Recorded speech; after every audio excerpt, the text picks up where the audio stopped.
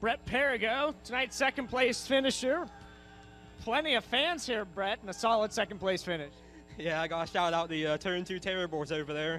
They're all a bunch of good guys to hang out with, talk to. I really like them.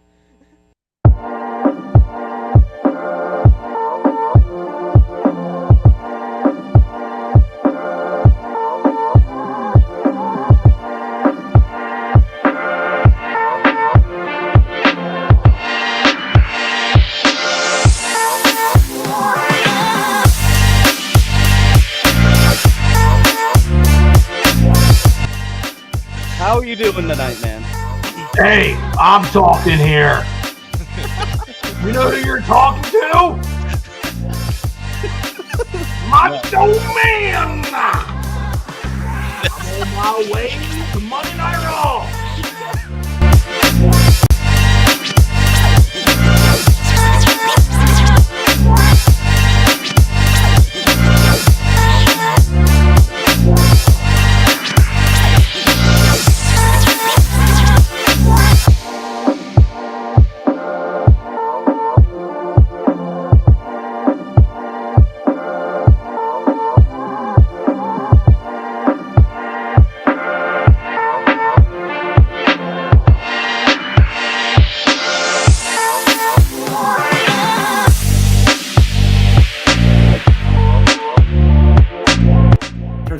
To the second one.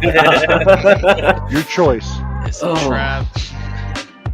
I feel like it is. I feel like he's setting up fights in the front stretch is what he's trying to do.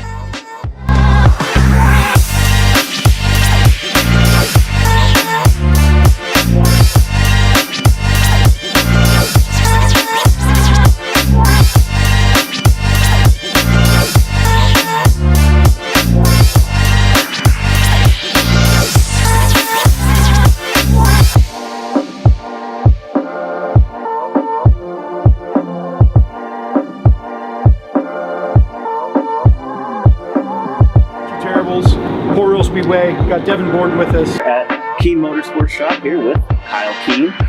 Sitting here with Sean Keen. We're going to talk a little bit about racing history. Yep.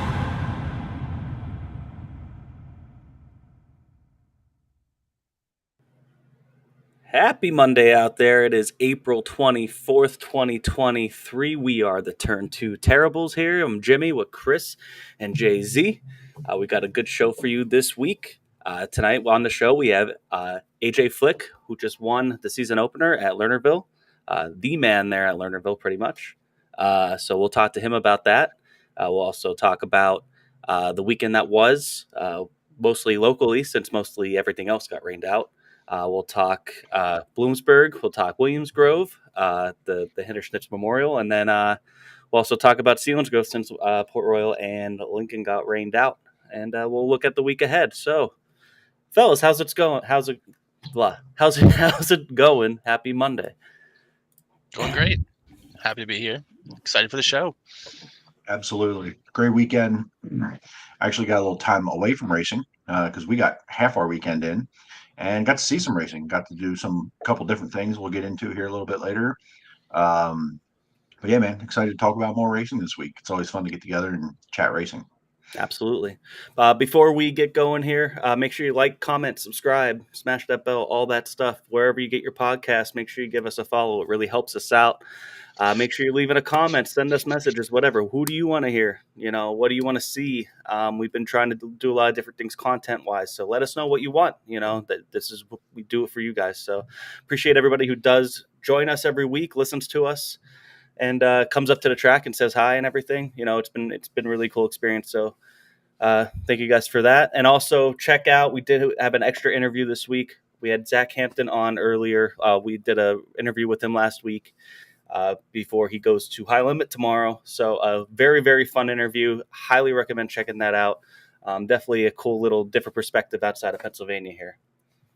So with all that being said, let's go to Western PA. And we're going to bring in AJ Flick. AJ, thank you for joining us. Dude, it's awesome to be on. That's a cool intro you guys have. I definitely don't have a Billy Dietrich type personality, but hopefully I can give you a good interview. We didn't expect any of that, by the way. That was completely unscripted, impromptu. He came on the screen and started, and then we just sat there like, what is happening right now? What is this? What's going on? It was I don't awesome. even know. How do you guys anticipate that? You obviously can't. So what kind of ability do you have to play off the words that he's given you? I would be stunned. I wouldn't be able to speak. We just were, let I him think. do it. Yeah. Kind of just waited to see where it was going to go. At that point, he kind of makes our job easy because he's going to turn whatever we say back at him into a joke. So It was I awesome. watch all of Billy's YouTube videos. They're always a good time. It's great. yeah, they're great. Go check And them out. he if is you did. like, and everything he is in YouTube, he is in person. It's not. He's not really any different than what we see on YouTube or on our podcast. And you go up and greet him at the track. He's a little more business, but at the same time, he's him, and he's genuine for sure. If that's the word, he's genuine. That's and hilarious at the same time. 100%. Hey, congratulations on the win Friday. I'm sure it was nice to get things rolling there out at Lernerville. Tell us about the night a little bit. I mean, I didn't get to watch it. I didn't really see any even highlights. I feel like it's like a dead zone out there a little bit that I see results, but I don't really get to hear much of the story. So from your perspective, how'd the night go? Yeah, I mean, I agree with you guys. It sucks to say, but I do think Western Pennsylvania gets looked over, and I mean, in a way, there's reasons why, but at the same time, I don't think it should be looked over as bad as what it does occasionally.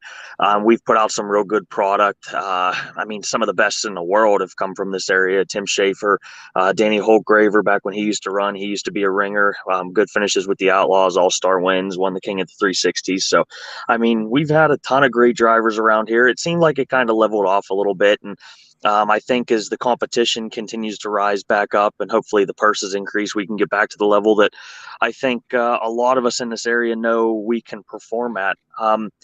Obviously, I think you guys know we had a ton of success out there last year, but with the start of the new season and all these new tires coming in, you never know what's going to happen. So it was big on our list to kind of get back in our groove and see if we can at least stay up front and compete. And Lernerville increased their purse again this year, so that's the third or fourth time in 5 or 6 years that they've at least put some sort of percentage of purse increase back into it for us drivers, not just for my division either, but for late model sprint cars, modifieds, and street stocks.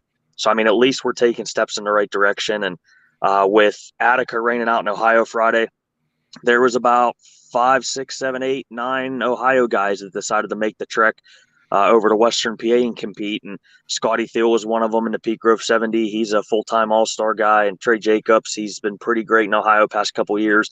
Henry Malkett, he just won at Wayne County. So I'll be honest, guys, I didn't think we had much of a shot to win. We usually get beat by invaders at Lernerville, whether it's just bad luck or we're just not as good as they are. So I really didn't have too much confidence going into it, but we were good enough from some of the experiences we've learned at Port Royal this year, and we've taken some of that knowledge back to Lernerville to start the season, and we were able to get decent pill draws. It kept us in the redraw. I was able to keep good drivers out of the redraw by winning it, and we started outside pole for the feature, able to get the jump, led all laps, so I was able to keep him behind me. I think Scotty Thiel might have the faster car, but he made a mistake out over turn 2, and we were able to secure the win. So one thing you mentioned there was like kind of what you learned at Port Royal already this year, and from a even broader perspective, Port Royal, I think week to week is pretty damn difficult when it's nationally. Not that Lernerville isn't, but what you just talked about there a little bit was that competition level is sometimes inconsistent and different. Even though Port Royal and Lernerville don't mirror each other, is there things that you've picked up, either whether that's pace, intensity, setup? What have you taken from some of the Port Royal experiences? Because you've been a regular there now for a bunch of years, that has helped you at Lernerville, or have you always sort of had this natural success at Lernerville?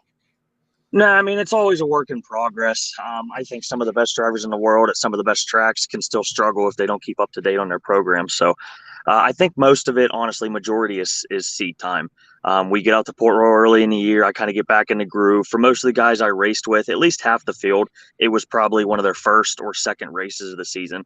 For me, I was at least up to probably my fifth or sixth, if you include the test sessions we ran at Lernerville, just trying to dial in these new tires. And we kind of started the season by forcing ourselves to learn the new tires because we knew we'd have to go to them anyway. So we just figured we'd buckle down and figure them out as soon as we can instead of waiting and trying to get rid of old inventory. So I do agree with what you said, though, about pace and intensity. I think that's probably one of the reasons why I struggle with Port Royal sometimes is just because I don't have that aggression.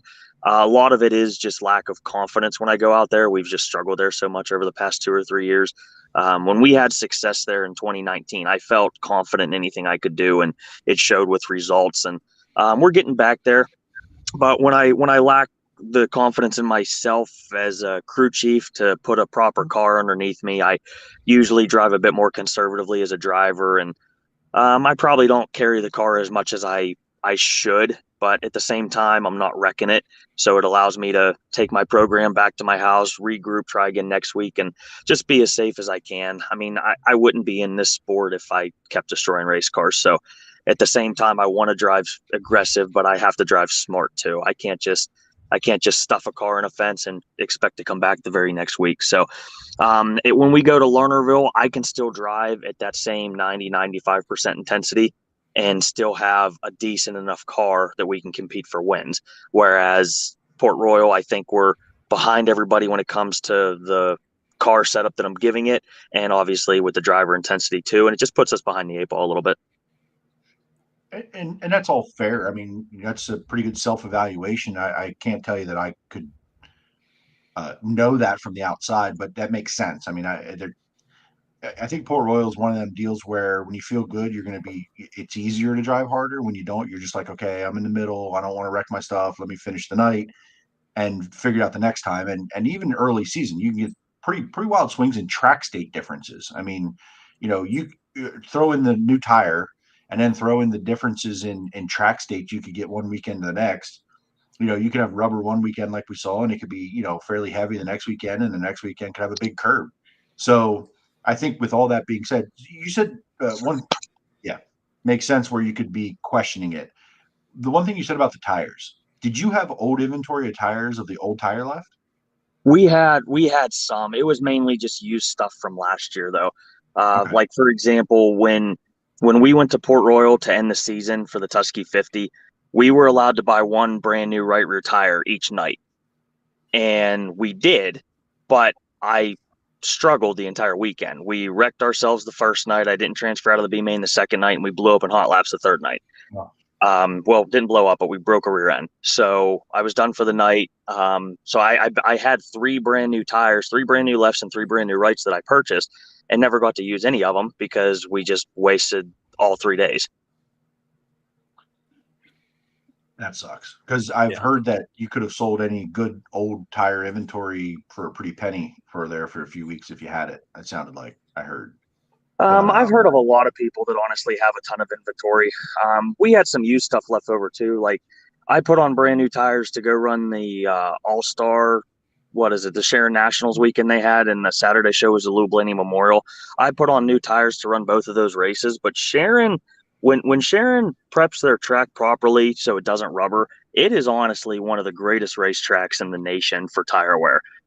We've come back in from a 25 lap race at Sharon, and the right rear and left rear still have the nipples on it. So that's one thing that I've always commended Sharon about.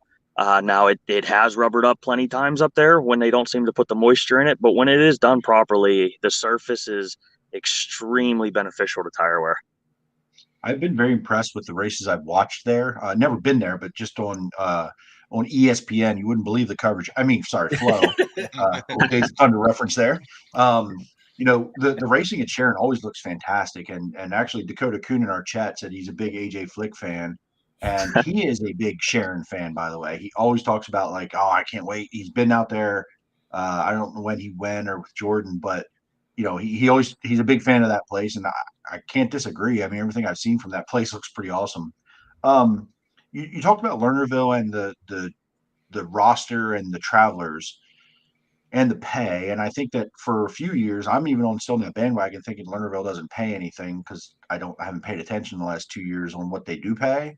But they got a lot of cars here Friday night. What do you expect for car counts on a normal Friday night where everybody in the Pennsylvania, New York, Ohio area are all racing? What do you kind of expect there for car counts? Yeah, I mean, we'll probably be back to normal. My guess is between 16 and 24 on a weekly basis. It's going to largely depend on weather and how people drive at the beginning of the year. It seems like in Western Pennsylvania, once we hit July and August, our car counts seem to drop, and it's just honestly just people probably running out of money, running out of parts, running out of equipment. And for the past 2 years with the whole COVID effect, everything's been more expensive. And I mean, I've ordered parts over this off season that I used to get in 3 days, and it's taken me 3 months. So if I'm having this issue, I know there's a lot of other people that are having this issue as well. And there's some people that they'll go to Lernerville and race, and they'll work. I mean, I don't know how to say this, but they'll just worry about Lernerville's payout. And Tri-City on Sundays pays better at every position, but Tri-City will maybe get 9 to 12 cars than what Lernerville used to. So we always tried to support both locations just to try and keep both tracks in business.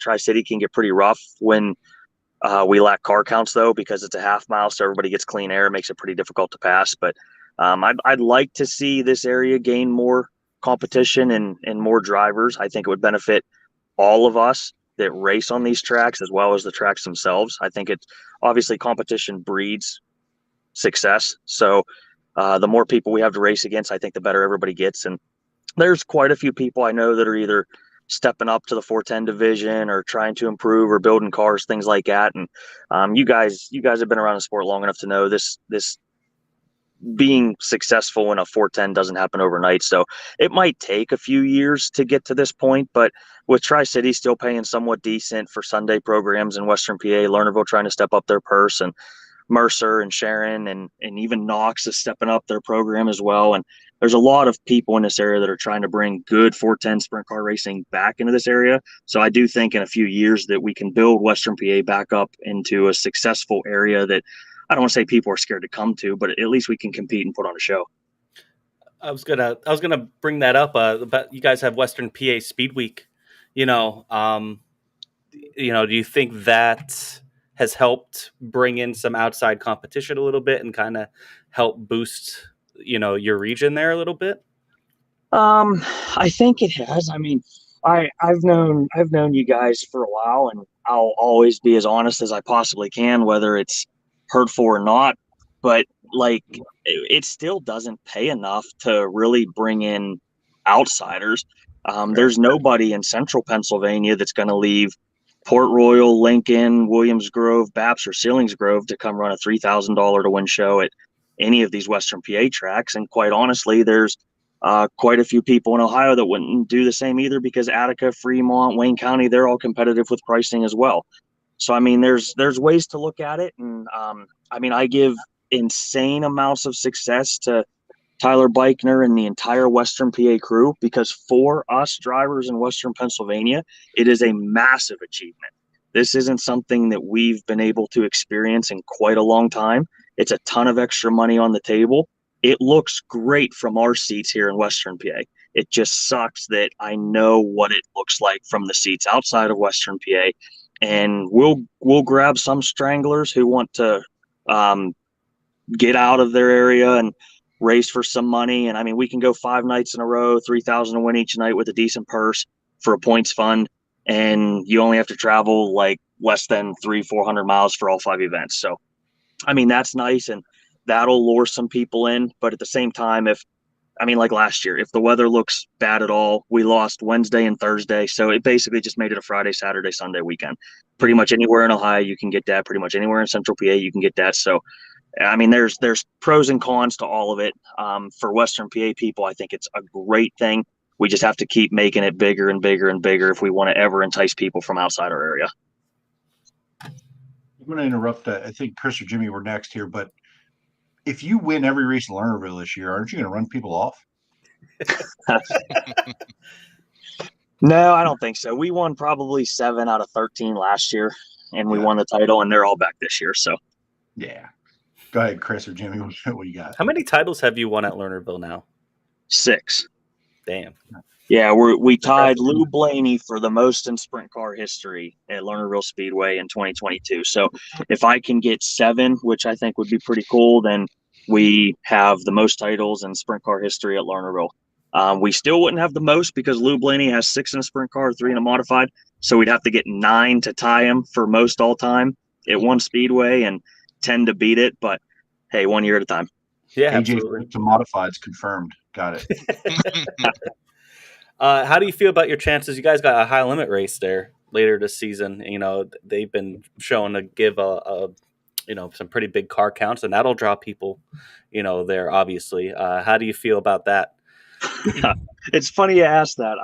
As I was talking to Jeremy here, trying to get this technology stuff figured out, I ran into my buddy Cy Lynch when we were over at a gas station here grabbing drinks, and he and I only live freaking a mile as the crow flies apart from each other, so we bump into each other all the time. And he mentioned it, and he and I both agree that this high limit race at Lernerville is absolutely going to be the most intense, difficult field I think Lernerville has ever had for a sprint car race. It is going to be every outlaw, every all-star, every true traveling outlaw. We're going to have 15 Ohio guys. We're going to have the best in central Pennsylvania that even aren't already on the high limit tour. So, I mean, it's going to be the most intense race there. I figure if I can even make the show, it's a hell of a win. I mean, it's going to come down to qualifying, and it's 50 grand. So anybody's going to have brand new cars and brand new big powerful motors, and that's just not necessarily something that we have the ability to work with at that point in the year. So I think we're going to be at disadvantage. The only advantage we have is track knowledge, but quite honestly, there's so much video out there anymore, and these guys are so good. I mean, Brad Sweet, David Gravel, Donnie Schatz, Kyle Larson, they can come in and they're going to run top 3 at any show in the world. So I don't think home field advantage is really that big a deal anymore. So, I mean, we have to, in my opinion, pray that the track kind of slicks off and it doesn't turn into a horsepower motor fest. And hopefully we can put down a decent qualifying lap, and maybe we can get our car hooked up a little bit better in the slick than what some of these other guys can and race our way into the A-main. Yeah, it's something we were talking about today. We're kind of debating in our own Discord, because we're talking about Grandview's high limit race, and that one's only 23 to win only. But we're thinking probably you could probably easily, at least over here, get at least 60 cars, and I could see probably 60, at least 60 for Lernerville. If they're paying 50 and you have all that talent around, that could be a huge show. Yeah, it's gonna be totally insane. I remember making the Silver Cup one year. They had 50 some cars, and I was jumping out of my seat. We transferred out of the heat race. I came back in. You would have thought I won the thing because I was so happy I even made it. And now here we go again. It's freaking 8 years later, and I got to try and make a show again at my home track because the best in the world are going to be there. So if we can just put down a good qualifying lap, I mean, we can talk about it all we want. I guarantee you it's going to rain that day. So no big deal. Well, let's hope that doesn't happen. It is Pennsylvania. Quick question from the chatters here, John Sertich. Are they going to bring up a bounty for you this year the way they did at the Grove last year, like Derek Locke? Only if someone pays to do it. As much of a pain in the butt as it is to try and get people to raise purses in this area, I doubt anybody's going to put up money for a bounty for me. Chris, Plus, to be totally fair, they have our area still uses the handicap roll. So next week, since I won on a regular night, I have to start 9th. And over the past 3 years, I think in 2020, I won 3 in a row. And last year I won 3 in a row. And when you win 3 in a row at Lernerville, you have to start dead last the 4th week. And the first time I was able to come up to 6th, last year I was able to get up to 4th. So I have not ever yet won the 4th week before. But I know when I was growing up, if you guys are late model fans, Alex Faree, Sammy Style, maybe even Greg Satterley have done it before, coming from dead last in the 4th feature to win a race up there. So it's been done, but it's not like Port Royal or Lincoln where it's based off your average finish or average money won or anything like that. So I'll say this now: if you get to 3 in a row and you have to start in the back, I'm going to Lernerville. Yeah, I'm putting it on my calendar. You get to 3 in a row and you're going to start from the back that next week. I'm making the trip to Lernerville. You going to take pictures for me? I'll buy you a pit pass. Hell yes. I just saw the picture that you posted today for this podcast stream. How come I never got tagged in that? That's a great shot. This one? Yeah, I've never seen that before. What You're the holding hell, out on Jeremy? it. What the hell, So- Jeremy? I know it's kind of. Here's the deal: I post a few pictures on my Facebook page, and then everything else goes on the website that I save, that I edit. So I don't post them all on Facebook because they kind of get diluted and people don't see them. And I want to have content in case we get, it rains every day in Pennsylvania on weekends. So Yeah. I still want to be able to put something up that people haven't seen. So there are a few that are on the website. That's the second port race, I think, from this season. That particular shot there. So that's on the website. I thought I posted that somewhere though. I don't even remember. Well, let me know what I owe you for it. That's a good shot. I want to turn that into a window decal for 2023. If you're fine with that. My answer is that I'm not allowed to sell photos. You have to contact WRT Speedworks and all local track photographers. I am unable to sell that picture. Sorry, AJ. That's a copyright claim. I get it. It's my official answer. And I'm sticking to it because I don't sell photos. Chris, what do you got real quick? I was just going to go back. Lernerville, it's your home track. The fans at Lernerville, say you were to start in the top 6 of the high limit race, would they be as nuts for you to win that race as we get over here when posse guys dominate the Outlaws? Allen wins an outlaw race. It might honestly even be more guys because we don't have the success against the Travelers that the posse does. So I mean, in a way, you guys are kind of used to it. It still amps you up because you beat their butts, but it's kind of like normal to watch the 69K pull into victory lane every weekend. So I mean, for us to win, or even Cy to win, or even some of our other locals, if we were able to pull off a win, I bet that place would go bonkers. I was there when Mikey Norris won his first outlaw race against the World of Outlaws during the Firecracker weekend, and dude, that place went insane. I haven't been as part of an atmosphere that went that crazy since Fred Raymer won the National Open in 2013 in Williamsgrove. That's pretty crazy. That's a big one. I mean, I was obviously alive, but I was young when Edlins Jr. beat the Outlaws at the Don Martin Memorial Silver Cup back in 2002 it might have been. Mm-hmm. And I've tried to find video of that race, but to this day I still haven't, and I still know a lot of people talk about how crazy the crowd went. So I imagine if somebody was able to do it again, the closest one was probably Holtgraver. He was second against the Outlaws at one of the twin 25 features that Lernerville had for the Don Martin Memorial when they split the race up.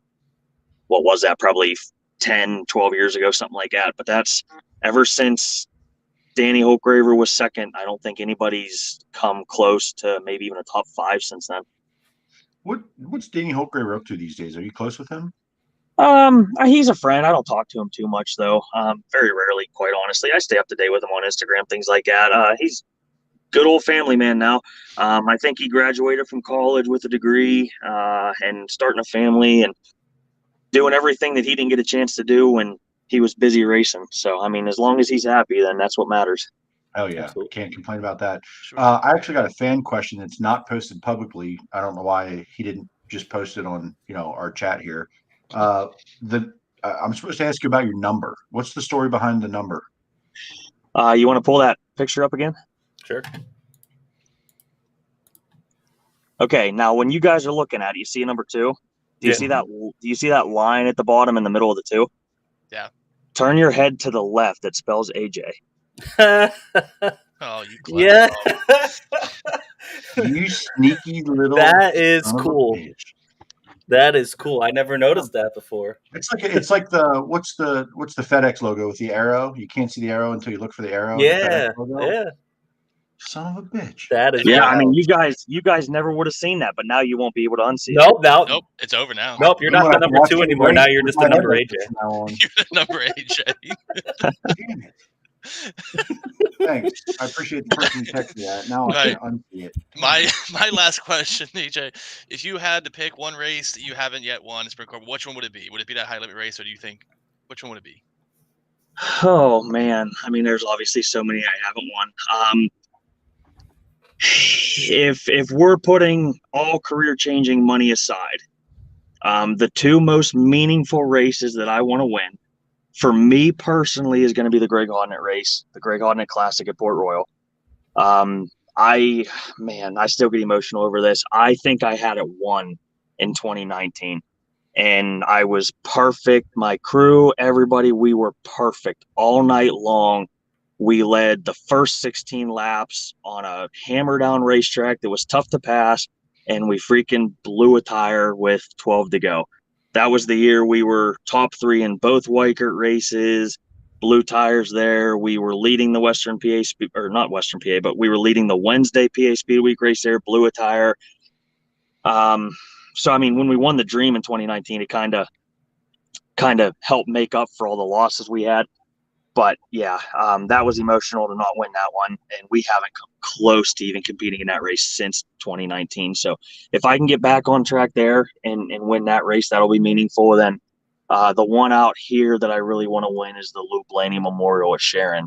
My dad was a big fan of Lou Blaney. He always wanted to win it in the modified, but just never had the equipment to get it done. And had a couple good runs, but just never quite good enough. And we've had a lot of success in the Lou Blaney Memorial. I've been quick time for it a couple years. We've run top 10 in it quite often. So, I mean, I do think I have a legitimate possibility to win that race at some point. And if I could get that one from my father, I know he'd really appreciate that. That's awesome. Cool. So every guest we have on, same question, and you're going to get them. You have to name 2 drivers. Okay. One driver that you love racing around. You enjoy it. You know, it's going to be fun. It's clean. It's for whatever reason you enjoy racing with that person, and someone who's a thorn in your side. They're hard to pass. You battle each other hard. Not personal, not a dirty thing, but someone who's just a pain in your ass. One of each. Anybody or just from Western PA area? Anybody that comes to your mind.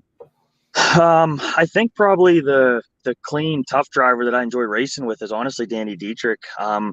I know he gives people a lot of impressions and he's kind of rough around the edges, but I think Danny's one of the most talented drivers I've ever watched race, and I've never been close to having a run-in with him. I think 100% he's a guy that if you race clean, he'll race you back clean as well.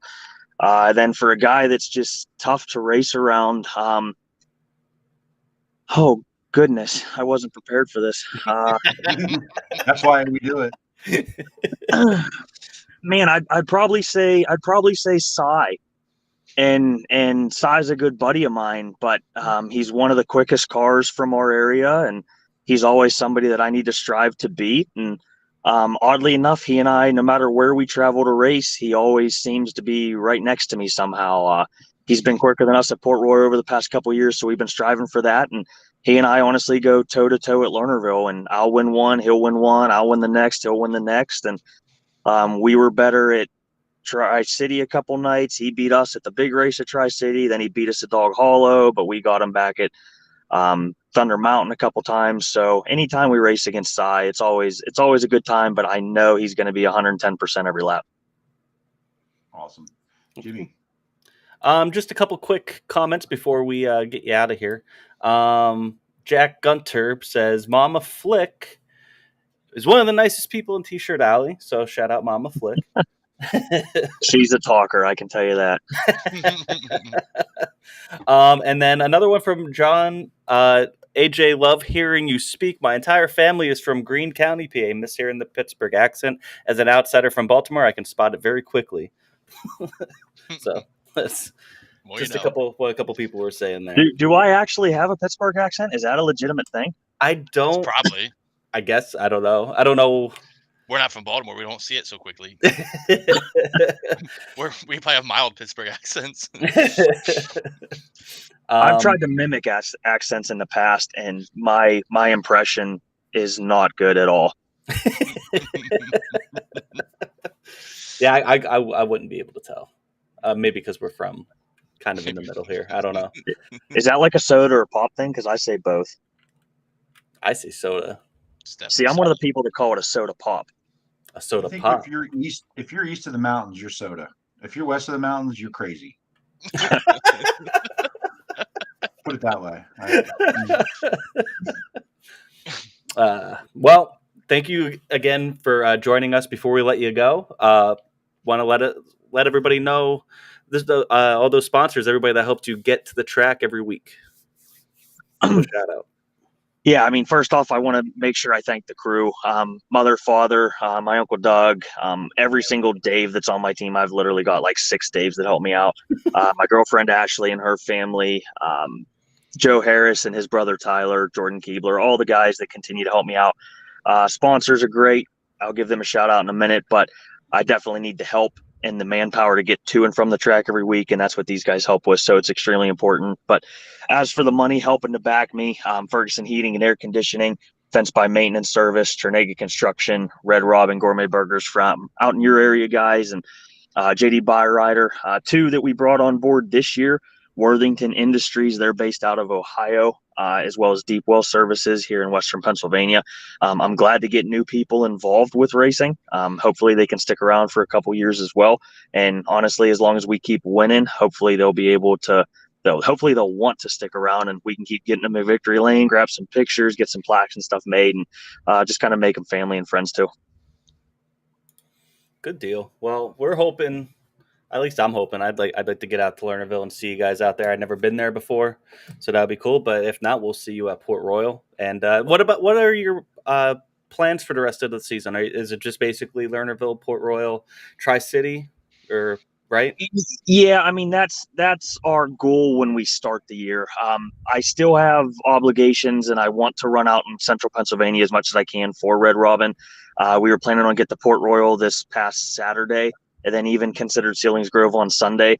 But the weather just makes it so rough, and Selinsgrove is such a far trip for us that it makes it difficult for getting the crew together and then trying to get back home for everybody to go to work on Monday. Just makes it extremely hard. And if we ever have an option to, like, say the weather front comes in and we can't go to Central Pennsylvania on a Saturday or Sunday, then we'll try to get out to Ohio. And I know this upcoming week, like our plan is Lernerville, Port Royal, and then Sunday is Tri-City season opener. But the weather this weekend looks horrible.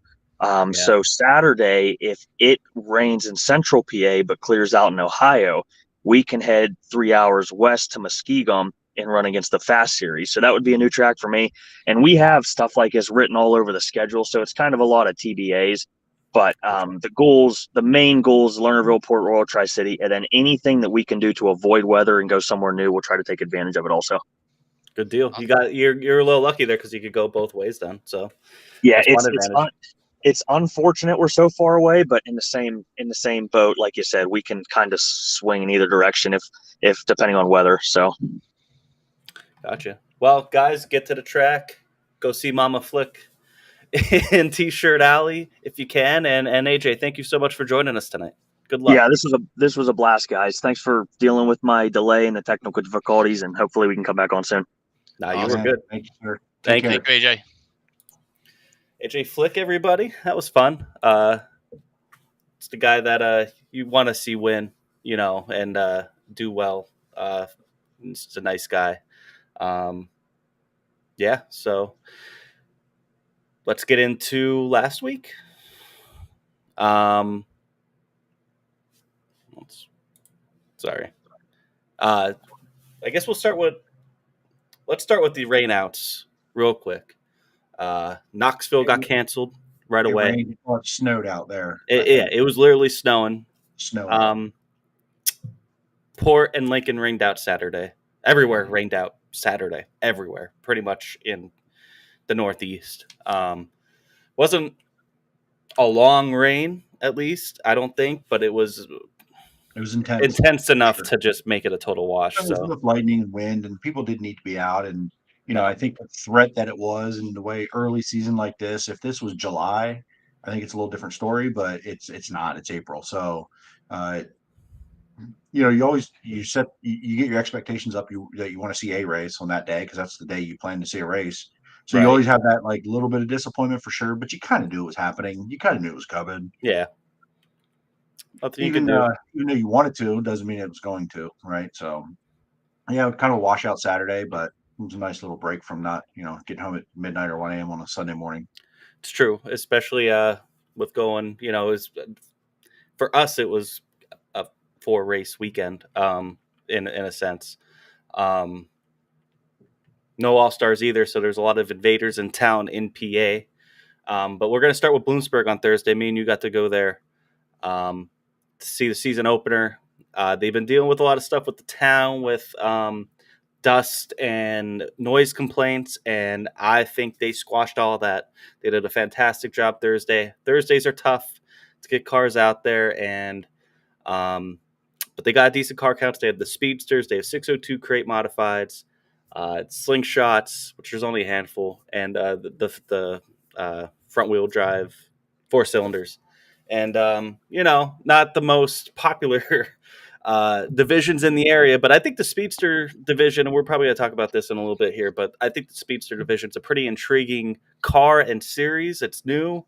They call it like a sprint midget hybrid, and I think it races like one. It's and definitely kind of affordable, and you see all walks of racing in that. You have modified drivers, you have wingless sprint car drivers, you have wing sprint car drivers, you have all sorts of drivers in that series. So it's a good series for them to kind of base and kind of get like a base around. But the first and foremost, the track, the surface is so much better. There was absolutely no dust. Jimmy Spencer was there, brought the decent crowd. It wasn't bad, and everything was over by 9:30. We were walking out of the track, and they're shutting the lights off. So for a Thursday night, you can't really ask for too much more. You got to see some good features, and hats off to that track crew. They really worked hard. They were really, really concerned. Their main focus in the off season was building a base, getting the town into it, getting the town off their back with dust and noise complaints. And I think they successfully have done that. And I'm excited for this year because they have 305 sprint cars and wingless sportsmen and midgets and stuff like that still coming in on top of those other series. So I was a fan of it. It was a good time. Jay-Z, what do you think from your point of view? I mean, I was only there once last year. It was during the All-Star show, and it was, a little less than to be desired for the surface, in my opinion. Yep. 410s around that place is already a smallish track. It didn't provide a ton of great racing. I think that was a knock on it all year. All the way it led up to the second time 410s were there, right? Did they go back a second time? Yep. And it was even worse that day, and it created some negative publicity on socials and things, which was probably warranted. But they came out here this past week, and it nothing resembled what I saw last year, except where I didn't even park in the same place. But as soon as I walked up to it, you could tell it was just before they even ran a lap on it. You could tell it was better and different and smoother. Once it started to wear in a little bit and cars got on it, it was outstanding. 1 and 2 is still a little really flat on exit, so you sort of diamond that off, or you come up out of the hill off the bottom a little bit. 3 and 4, they definitely added some banking now. I didn't see it get really wide in 3 and 4 at any point, that there were cars like up on the wall. I'd really like it that they could make that a wide 2 lanes in 3 and 4 at least, to make this place really character. Remind me of like a Weedsport almost, where 1 and 2 is a very diamond type corner, and 3 and 4 has some banking, type deal. And no matter what, it was a success for them on Thursday as a facility, and as a team, they won. Mm-hmm. The modifieds were a really good show.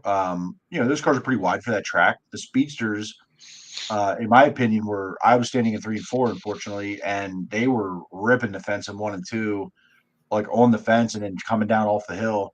That was cool to watch from the perspective I was, and there was not a bad seat in the house, no matter if you were in the infield or in the stands. kudos to the whole track crew. It's good to see effort being put in and wanting to get it right. Yep. And it started with that surface, and that part of the surface is related to the town, right? So it wasn't just the product on the track; it was the stuff off the track that with Bloomsburg and whatever battle they have going on within their own ranks. So, as far as like car counts, it wasn't great on any of them. I'm not even going to talk about those slingshots because they can fight their own battle. They got to get more than 3 cars there before I decide to fight that for them. But speedsters, okay, I want to talk about that for a minute. Are we okay to talk about this for right now? Absolutely. They had, how many did they have? 15? 15, 16. I think I had 16. 15 or 16, and it really was 5 really good ones. At that point, and that's okay for that division to have guys beginning, learning. Then you have, but what's headlining that division is not speedster drivers. Headlining that division is people from other cars. Steve Buckwalter, Briggs Danner, Tim Loudon Buckwalter. Reinert, Bruce Buckwalter. Tim. Sorry. But these are drivers that aren't known as speedster drivers, okay? And if you're getting 15 cars on a night where they haven't ran back-to-back nights at a track that's really well suited for them, what does the future look like moving forward when these drivers are at a racetrack on a Friday, Saturday night, but the main car they drive isn't a speedster? Then how many speedsters are there going to be? Anywhere. And that's what we talked about a little bit pre-show was the Bridgeport thing. How many cars? I had 8. 8. What are they going to do? And some of those guys were doing double duty. Right. Some of them were running modifieds and the speedster. You even get 8. Yeah. Where were the rest of these guys? The rest of those guys were off. They said, well, Bridgeport, maybe it's too big for them. Maybe they didn't want to drive there. Maybe whatever reason. It's probably not a Bridgeport thing versus like, I'm just not doing it. Because that division is only going to survive if they have car counts wherever they go. And they can't get the car counts with 4 or 5 or 6 or 7 guys filling up the field that drive other things that could be at other tracks. Steve Buckwalter on a Friday night, you see him as speedster? Probably not. No, but they don't have to worry about that because they're going to run on a Thursday. They only run on Thursdays. I'm with you, right? But it's the division as a whole. But I'm just saying, like, if it's ever a question, they're not going to run the speedster. They're going to go. No, it depends on what their deal is with their rides because it's not like their car; they're in somebody else's. I think that's kind of my point. Yeah, if they can't, if it's too rushed to get there, go wherever it's not logistically smart, they're not going to run the speedster. Then, in the summertime, Wednesday nights is Kutztown. Kutztown, yeah. So they'll run back-to-back nights. Bloomsburg. You tear up a couple cars at Kutztown, which is very likely. How many are going to be at Bloomsburg? It's true. When half the field again is made up of guys that run other stuff. I have concerns about the division and how as the year goes on, are there speedster guys in hiding in garages that just haven't brought them out yet? I don't know that class well enough, and maybe someone else can chime in that can tell me there's 15 more speedsters that didn't show up because they're waiting till I don't know June. Maybe they wanted to see Bloomsburg surface because everything you mentioned. I doubt that they should. They ran it all last year. I don't know. No, they didn't. That's the first time the speedsters were there once last year. I was there. Yeah. Okay. I just assumed they ran it more. But either way, that track is perfect for a speedster. Why would they not show up, regardless if it has a hole or two? And with how much they're paying. I mean, it's $2,000 to win, I think. Yeah. You know, for a division like that, that's like that's like a 358 per. Isn't that what Lernerville pays their 410? Yeah, that's what I'm saying. So I mean, it's a whole new car. Like it's exclusive to here. Like it's not. It's only a couple years old. So you have some of these other drivers, I think, that will promote the series. You know, they can go, they can run for a good purse in another car, still run their own deal, but they still have a good shot at winning. You know, you got the Briggs Danner, you got, you know, the Buckwalters, that Eddie Strada, you know, who runs modifieds. They could jump in that car and maybe go get a quick $2,000, you know, and you know, Bloomsburg's only running. They have 11 more shows now this year, so they kind of have it. I think those guys have it scheduled out. You know, Richie Tobias, that's his division too, and he's also taken over the track. Not a coincidence.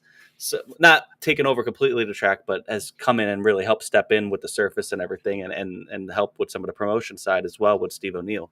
But I think they're trying to build that division, and the only way that's going to happen is if you have something semi-regularly and you have some recognizable drivers. I almost wonder if there's too many divisions of car, because like we saw them once. They're not too much. Like, what's the difference between them and like a micro or whatever? No, they're very different. So Yeah. I agree with you, Chris, on your overall direction of this. That I'm guessing statement. like the learning of it goes like from all of them. On BAPS on Sunday, there's now a sealed crate modified division coming into town. There's 39 divisions, a lot of late models and modifieds. Your statement is correct. There's too many. Yeah. There's too many. But on the Speedster, they are not really like anything else. They're not a midget platform. They're not a sprint car platform. It gets both of those worlds. It's its own platform that doesn't share with anything, and there aren't different classes of them. There's one. And they've been around for over a decade because the Raymer boys drove them before they got into even 305. Yeah, but relatively, it's new compared to a modified or a sprint or a midget.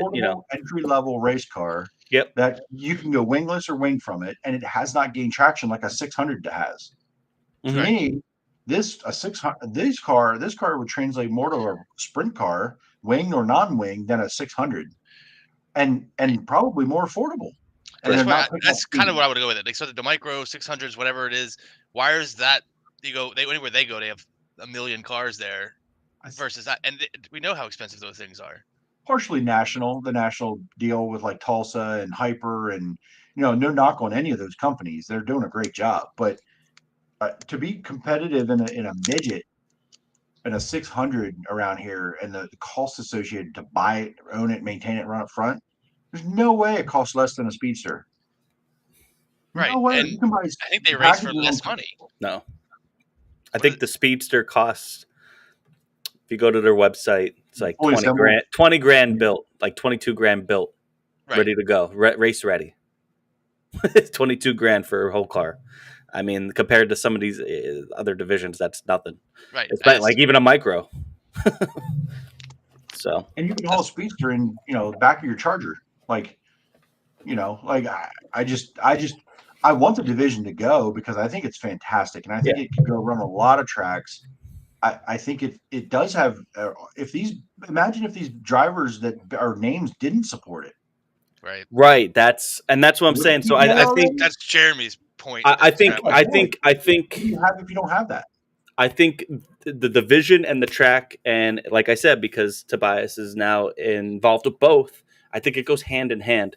It's helped building the division, maybe get more eyes on it, stuff like that. But it also helps Bloomsburg get a division that's not too loud for the town. They don't need push to start. They'll get a decent car count. I think they could get 14, 15 at least every Thursday that they run. And maybe they get more down the line, but where else do these things race at? Kutztown on Wednesday. So they're going to run back to back nights in the middle of the week. Do they go like a BAPS or they went to Bridgeport. I don't know what the rest of their schedule. I'd have to look it up. That could be some of it. I don't know. Yeah. I don't know. I've seen them put on great shows at Kutztown. I watched the races up there, and streaming or whatever, and they put on good shows. I think it's entertaining. Are they just shitty to drive? Like, I don't understand why they're not getting the draw to people getting into their class. Like, they're mostly a midweek class that you don't see them really supporting anywhere on a Friday, Saturday night. We're gonna get a Speedster driver on. Let's get them and talk about it. Let's go. Yeah, I'd love to talk about that a little bit more because I think it's an intriguing series, and I think for the track, it's good for them. Get a base series, get maybe a base. Sounds like Jimmy's got some homework for Thursday night. I will. So I'll be Jimmy, there Thursday. Question for you. We also saw modifieds. There were 602 crate modifieds, right? Yep. One of the 39,000 different modified divisions. The guy that won, and his relative was second, and he had another relative in the field. So it was the kid that won. His uncle was second, and his dad was also in the field. I think he was somewhere in the top 10.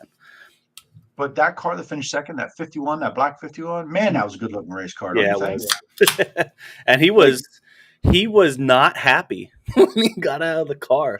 He was very dejected because he felt like he let that one get away from him. Yeah, they had a little conversation there in victory lane. But that kid that won, the kid that won was ripping. I mean, he raced it. I mean, he was full send all night. It was pretty cool to watch. It was like he was the Devin Borden of that field, where he drove by you and he was visibly and audibly driving harder than the cars near him. It was pretty cool. It was entertaining to watch. He made it fun for me for sure. Anything else in Bloomsburg? But kudos to them. Good job. Kudos to them. If you are within the area, and you don't have anything to do on a Thursday night throughout the year, check out their schedule. They do have they have 2 305 races. They have a wingless sportsman race. They have ARDC midgets. I think they have, I don't know, I have to see their schedule. They have other classes though than just these classes that will support. They'll have all these classes that we just talked about, but then they'll also have another class, basically being the main headlining class. So check out their schedule. Definitely a good time, good food, nice venue, something to do on a Thursday night, and they got a good track team. They got a lot of when you have Tobias and Steve O'Neill on the same team trying to help promote it, it's in good hands. So shout out to them. Friday night, Williamsgrove, Tommy Classic. Classic. Chris was the only one there, so why don't you tell us what you saw? I think it was another. I think I would call it another Williamsgrove win as far as the crowd goes. It was another night where it was pretty full, I think, by regular standards. I don't know if anyone streaming wise thought differently, but it got kind of tight in the infield. And that's 3 weeks in a row now, which is kind of surprising. And they didn't leave. We talked before about 410 feature ends. Williamsgrove empties out. That didn't happen. People stayed for the street stocks. Maybe not for the whole thing. I mean, it was surprising. I mean, street stocks, they were something. Those guys were having fun. I don't know how much fun, but they were trying. It was the first time they were there in years, lots of years. And you can see the hot laps, and they looked a little lost, a little bit trying to find a way to the corners. I don't know if they go anywhere like that with those long straightaways or anything. Try to get that car to turn. They were just tight, super tight, but they weren't bad by any means. Justin Peck, quick time. Yep. Track was a race. I think it was a competitive track. 17-second laps in qualifying usually is a good track. Good racing track for there. I don't think it widened out like it had the previous 2 weeks, but you also had Speed Week format, so you had a lot of guys stay in the front that belong in the front, like Danny, Brent Marks, Lance got to the front. So it was the cream rose at the top. Justin Peck, blue motor while leading. I think he was going to probably win that race. Macri was closing in, I think. They're going through there, just torpedoed the motor there. Brent wins, wing falling off and everything, which was pretty wild. I think after Justin Peck blew up, Brent's sitting right in front of me on the backstretch. I'm like, that's pretty crazy. And I thought for sure he was toast. He was behind Macri and just drove past him. So props to Brent for that. How did that even happen? It just collapsed? I don't know if you guys. He said on lap 1 on the front stretch coming into the green. Like they took the green flag and it collapsed. I don't know if he ran into someone or something broke. It doesn't look dented up, but it collapsed on lap 1. That's crazy. But Brent Marks, the winner. It was wild watching that. I bet go to the Grove with these guys a lot, and we're in the infield. You don't get to see.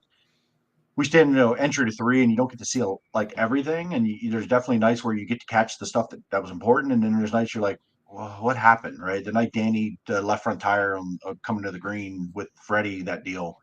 He came to the backstretch, stopped in front of us with a flat left front, and we're like, what the hell? Wasn't he on the pole? How do you blow up the left front on starting on the pole? Like, what? Nobody ran over your tire. So this might have been one of them deals where, watching this deal happen. Oh my there you go. watching this, watching this on Dirt Vision, I really thought Brent, he kind of got past pretty quickly when I noticed the front wing, and it was just kind of riding around. But then as that green flag run went on, they got to that traffic. He was starting to creep back into the picture a little bit. I'm not sure, with Peck and Macri battling, if, adding a third car to that, if he gets to the lead or not. But I think it was shaping up. To me, looking at it, his shot was dirty air. Right. And then the yellow comes out. Danny was catching up pretty quickly there too. Like it was getting ready to get really good before Peck blew up. I do think. Well, Moody, I guess. Moody spun. Yeah, well, when that yellow came out, honestly, I thought he was just a sitting duck for the rest of the field, and really no shot to win this race. Right? You got a front wing damage, collapsed, and you're at Williams Grove, and the guy in the lead has a gigantic advantage of clean air, and now what are you going to do? Like with a perfect car, you don't always just go past the leader on your own, let alone a collapsed front wing, and that what he did 1 and 2, and it stuck, and he drove by. I'm like, what? Yeah, and how is this even a thing? That guy's Anthony Macri. It's not like he's me driving a race car out there. Like it wasn't, it wasn't a slouch, and it was just impressive to see. And in victory lane, he kind of mentioned that he had from lap 1 to figure it out, and it took him a few laps. But when I was talking about the end of that green flag run before Peck blew up, that he was starting to creep back in, and he acknowledged that, and he said, I was starting to figure it out and run those guys down a little bit. He adapted in the middle of that race on the green flag run on how to manipulate the car, do something different, that the front wing wasn't a hindrance, or more of a hindrance, let's say. Put himself in a spot where he needed the front wing, he would do something different. His car was good enough to be able to do that. That's when you hit on something, because the way he ran Attica last week, they hit on something with the new tire that quick already with their notebook and the team that they got put together.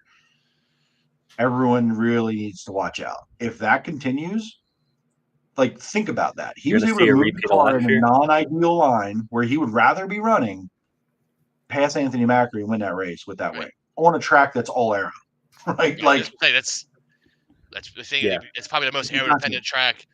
Probably the most aero-dependent racetrack they go to.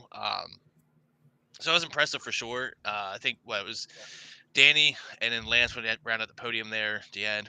Freddie Raymer gets the hard charger, 18th and 9th. So there was some passing in the pack. I mean, again though, we go back. Freddie was on the show.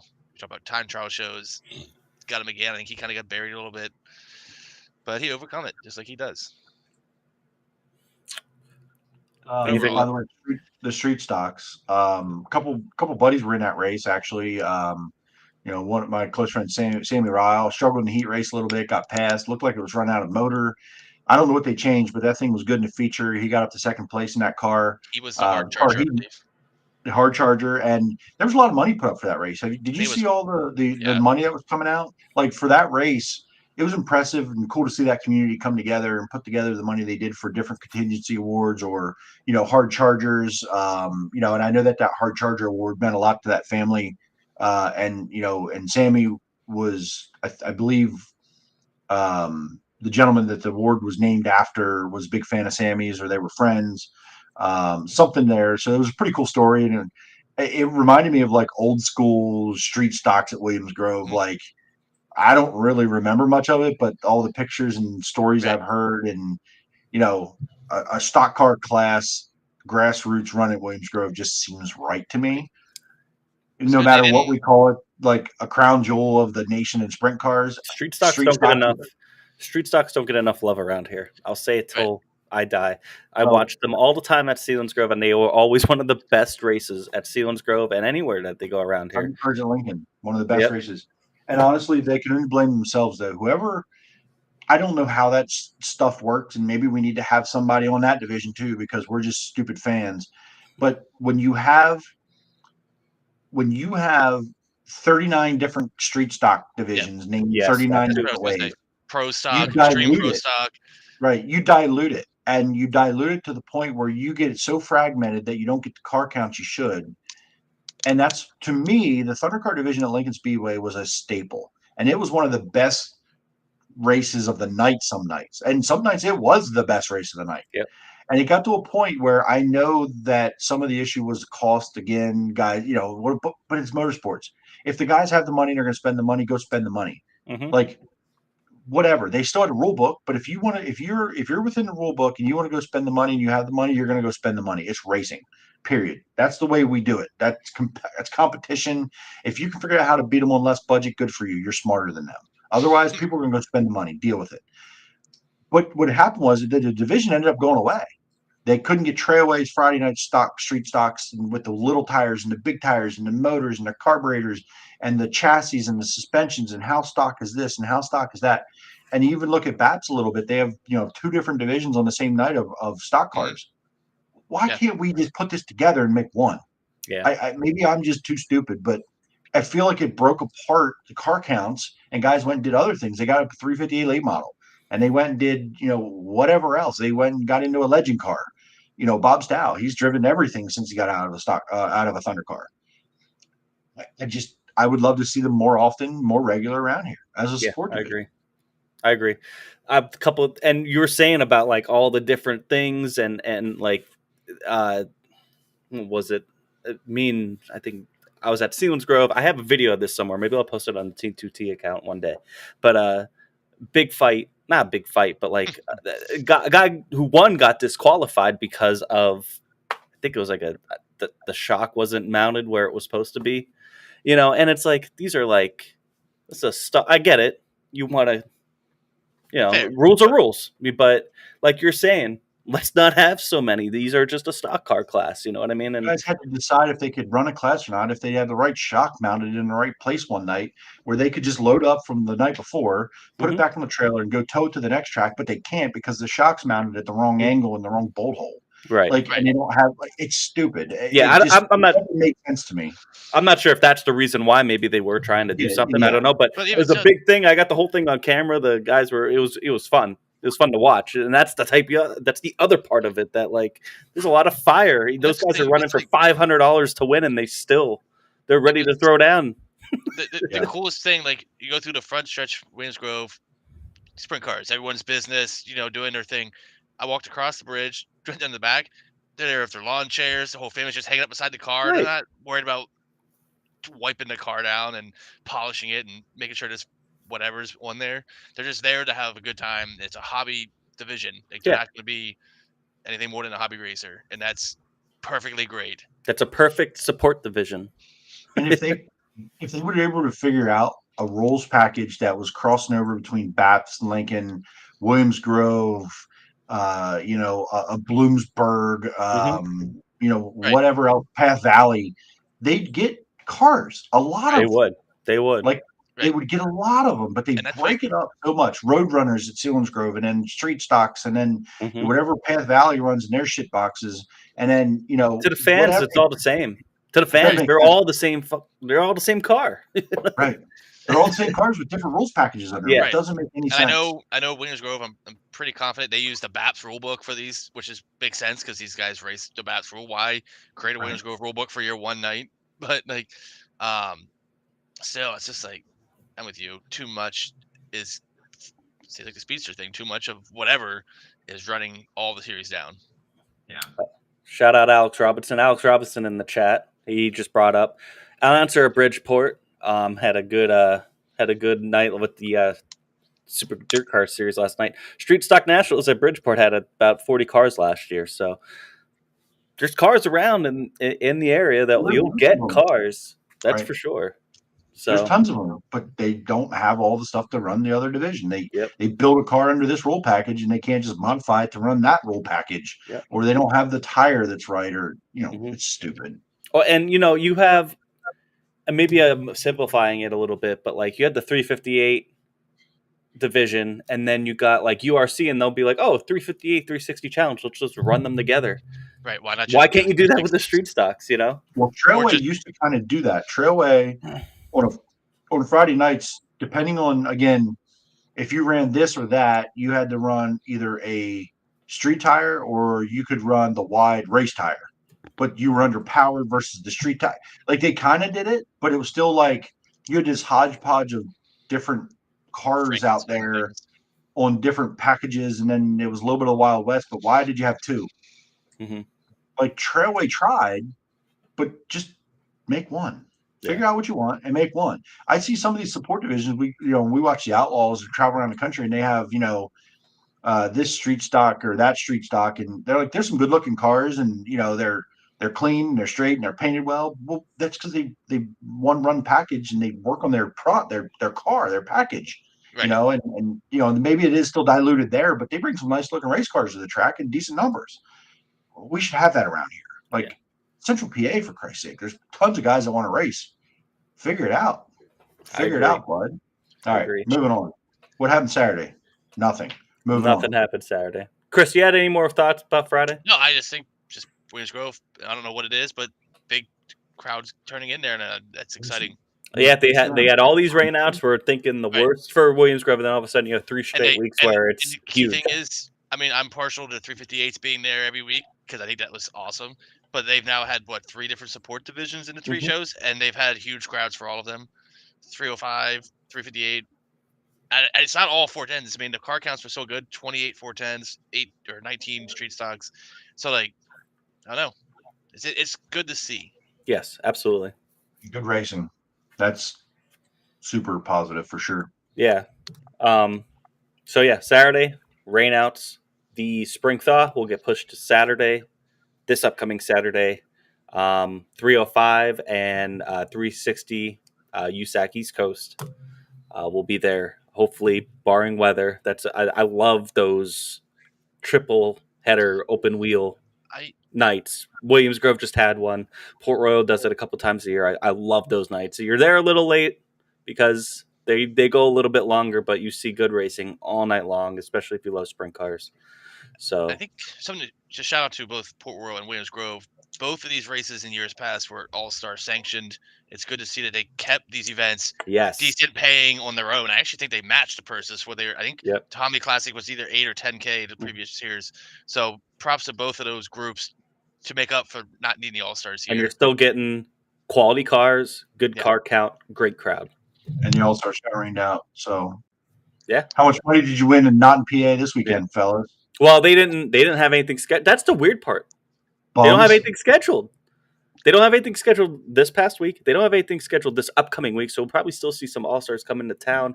I don't understand. That's probably a topic for another show. I don't understand what the all-stars try to do this year. Why step out, especially when you had something like they wanted to travel. They wanted to travel to what? You're traveling to places that don't have sprint cars, and you're going to get 18 cars maybe. Yeah, but they want to take the money home. They don't want to come in here and get their asses kicked. True. That's a good point. I don't think did they win a race here last year? Yes. Well, Port Royal didn't. I mean, Justin Peck won a bunch, but didn't Peck win the Kramer All-Star race? Right. I'm thinking. I guess it was Port Royal where they didn't win a single event last year, right? That was a stretch where they didn't win in Central PA for like a decade. They kept coming. Right. I'm just trying they kept coming. No, not anymore. We don't win in PA and take the money, so locals do it, and then we're going to travel to Michigan and get 12 cars. Yeah, okay, that's worth it. I mean, they might get a little bit more than that. We'll see. You know what? I'm not going to fire off on this tonight. Let's move on. Yeah. So Saturday got rained out. Sunday, Selinsgrove. Oh my God, there's a lot of questions going into it with the new team, with the Stutz family, kind of going in and what's that, coming in and being the new promoters. And I was saying this to you guys. I don't think I said it on the show, but every time I was going to Port Royal or I passed by the track, because I pretty much have to pass by there anytime I go to another track, I always saw something. They did some tree trimming on the outside. It seemed like they changed signs. It seemed like every time I passed by there, even from the outside of the track looking in, looks like they were making improvements. And then you got into the track, and they made a ton. I mean, I think a ton. I mean, just the little things like painting the buildings.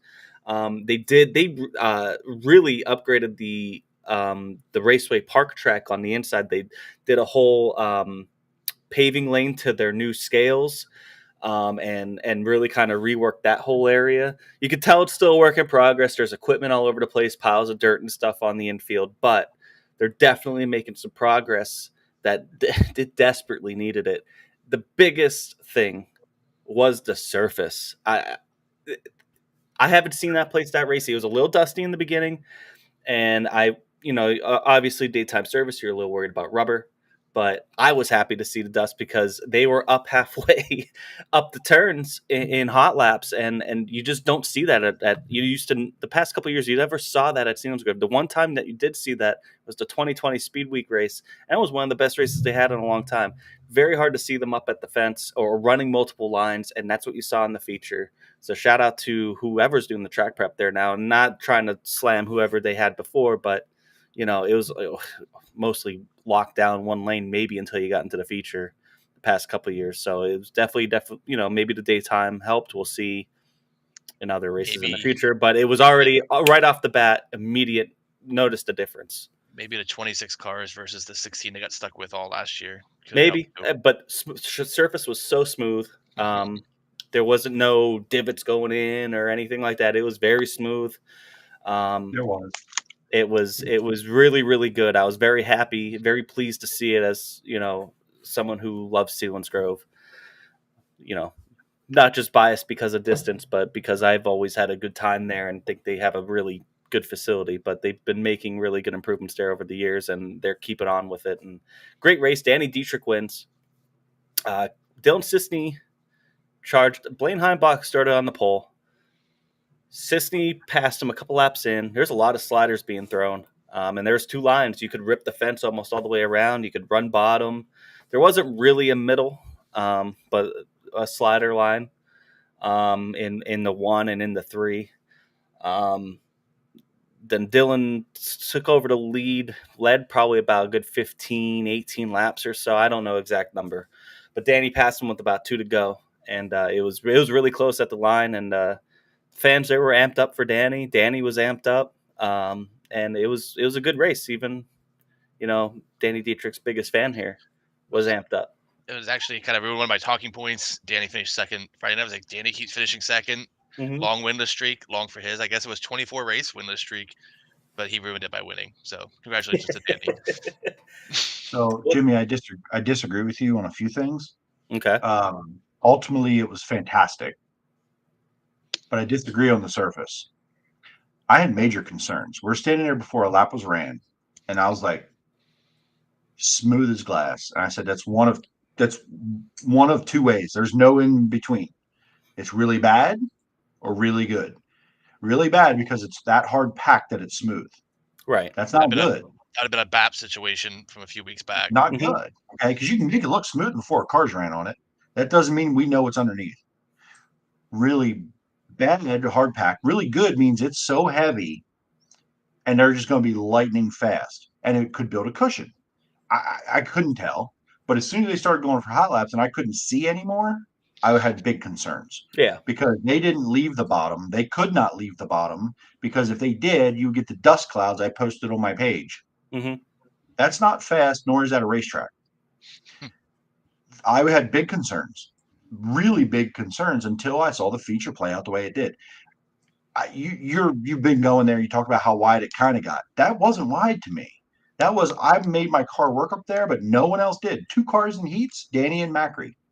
Nobody else made their car work up there. Yeah. The whole field, 26 cars, 2 of them. There wasn't really different. There wasn't passing in the heats either. There was a couple. But I mean, 26. You don't see it at Williamsgrove either. That's my point. Like at a track like that. But I get it. What's Williamsgrove have to do with this? Because they're similar. They're similar. They have long straightaways, tight corners. That's kind of my point. And I get it. I had concerns too with rubber and everything. But my thing is that they were always hugging that inside guardrail. And then even in the feature, maybe they came up a lane. And you could never pass. I'm with you. Again, I've not been there a lot. I've watched a lot of races, but I've not on streaming, but I've not been there a lot. But I had concerns about how the rest of the night was going to play out the way it started. And I even sat there and talked to you, and I said, they're watering the top. And I said, the only reason that worked, when they watered the top, that wasn't because they wanted cars to go up there. They wanted any other dust down to start to build something. Yep. Because when they laid the water down, nobody went and ran the fence. They just didn't. But it built up enough, and they ran it and watered it enough at the end of the night that the guys ended up on the fence on both sides, and it created a 2-lane racetrack. Yeah. If that was what they intended from the way they prepared the track in the daytime, the day before, to what they got at the end, golf clap. Yeah, I don't know if it was intended either. I didn't see that it was going to end up that way. I'm Yeah. standing there watching and getting just I'm just wondering. destroyed with clay and dirt. I didn't see it ending up that way until I saw it end up that way. So I've been to a few races in my day. Yeah, I didn't see it ending up, but I'm glad it did. Wondering if they did the same thing Baps did, because they had rain Saturday too. Just like go back to the Baps disaster from look, they fixed. So Selinsgrove had the same thing. Maybe they hard packed it the day before, expecting it to go one way, and maybe it. I mean, it turned out great for them. So, but almost had that same kind of vibe from what you were like. I saw the dust, like the Borden picture you had, where he's just blowing dust. Like, that's kind of crazy, but that was time trials. It's also Selinsgrove, though. That's every time I've been there. It's not an excuse. I'm not saying it is. I'm just saying it's like I don't know what it's just what I've always expected there. But no, I know, but and I didn't know what to expect. But when I saw what I saw, I was I was concerned. And I'll say this, that like if they didn't get the top the way it was, you would have had rubber around the bottom. Yeah, for sure. But they worked on it. They recognized it. Yeah, all night there was rubber there. It just guys had another option run where they could go rip the fence, and it made enough speed and momentum that it equaled out some of that. Because Danny basically ran that race on the bottom and passed him on the bottom and talked about it taking rubber. In fact, Chris Wyndham was getting lapped and got lapped and unlapped himself and pulled away from Cisney before Danny got to Cisney. If you go back and watch the highlights of that, I got pictures of Cisney trying to pass Wyndham to lap him. A few laps later, Wyndham has pulled out to about 6 or 8 car lengths in front of Cisney because he found the rubber on the bottom. Cisney didn't yet, and he talked about that in his SprintCarUnlimited.com. The article that Jeremy Elliott posted of Cisney's interview talked about Wyndham finding it, like pulled away from me. He found the rubber. Danny was in the rubber, and Cisney just didn't move down in time or didn't feel good down there to do it, which is fine. It still created a great race. Again, ultimately, it's a win. But I was a little more concerned than you were throughout the night until it was better than what I've ever seen in the past couple years. Like I said, it was always just lockdown. There's been times where I crossed the track to go into the infield and I'm falling on my ass. Kim would go with me and she would fall on her ass because it was just so muddy and you just slid across it. You know what I mean? And I get it was a little dry, but I think that track needs to be a little bit. I mean, you don't want it to take too much rubber, but it needs to be a little bit in order to create some decent racing. Just like Port, right? It's Port Royal where it always ends up low in dust and freaking hot laps, and they can create a feature out of it on the fence. If Selinsgrove can figure out how to make that kind of what it was consistently, they'll have a winning product. I mean, if you can create 2 lanes, or even if you just create massive sliders and you're running the fence, you're going to see who has a set on them and who doesn't. If you're running the fence at Selinsgrove on both ends, because the speeds they carry. Like watching Borden rip 3 and 4 was a spectacle. Like, just I could hear him coming and going, and I didn't even have to look up. And Jimmy and I talked about it. His car is louder than everyone else's. He drives the same race car everyone else has, harder than everyone else. It's louder. You know, it's him going by without looking at it. Yep, that place is pretty cool. It was fun to watch from my perspective. I enjoyed it a lot. Very glad I made the trip. The rain on Saturday made that possible because if I probably went to Port Saturday, I probably don't go to Selinsgrove Sunday. Yeah. But I'm glad I got to go. Yeah. I think that brought a couple more cars. It would have been nice to see the stands were still pretty full, but like not like jam packed as it will be like for like a Speed Week race or something. But it would be nice for maybe a little bit more fans to get out there and really support the track. Speaking of supporting the track, this was a big topic. We were talking about before the race, their pit pass prices need to be recognized. So for those of you that might not know, like most tracks, it's like $10, maybe $15 more than a general admission ticket to go into the pits, regardless of age. You could be 6 months old, or you could whatever. You could be a driver, whatever. Selinsgrove went with a staggered price, like $5 for like 6 and under, $15, I think, for 15 and under. I can't remember the exact ages, but to get kids to the track, to encourage, to let families bring their kids to the track and not have to pay, $150 for a couple kids to come, and I know a lot of people were commending that, media and teams alike. and it's something that they tried, and I hope it worked for them. And another reason to support the track, because they're trying to do something a little bit different there. I agree 100%. Who walked up to us, by the way? Somebody walked up to us and said, "You guys should talk about that on your show about the pit pass prices." Cameron? We talked to a photographer on Thursday that brought it up. Oh, it had to be Ryan then, right? Yeah. Ryan Kissinger. Yeah. So he brought it up. And then, no, somebody else did bring it up to us. I think that's Sunday. And it reminded us, like, oh, yeah, we were going to talk about it anyway. We had kind of mentioned it between ourselves.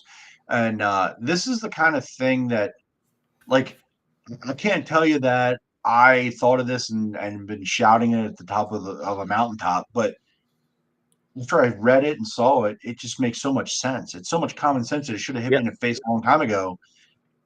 Great job, great thinking by them and that team. It doesn't seem like a lot, but it's a lot. It's a big gesture. That is the kind of stuff, if these tracks are going to survive down the road, that tracks need to start thinking about. It don't have to mirror this, but something that's going to promote having kids at the racetrack. And honestly, price is a big part of it. Yeah. To in general, whether that's general admission or pits. If we allow kids to get in free or basically for nothing in general admission, why wouldn't we in the pits? Yeah. Why are you paying the whole $35 for a kid to get into the pits? You know, for these drivers, like these drivers all have families and kids, you know, do you think like you're going to charge them, like say they have 3 kids, there's $90 right there that you paid for a kid that, you know, like, I don't know. Yeah, I think Selinsgrove, I think it was $35 for a pit pass. I'm sure Jeremy's looking it up. I know. But I think it's interesting, and I mean, I wonder just because the Stutz family, you know, was on the other side of this. Yeah, maybe that's that probably went into it. You can also give him throwing chalk. Shout out Chalk Guy, or get them to throw chalk. Also talking about getting the kids involved. That's another way to get kids involved at the track. Get them to the track. Saw him Friday night. Came up and said hi at Bloomsburg. That was fun. Oh, cool. Trying to get through the stuff. Okay, so that's the order of events. Sorry. There.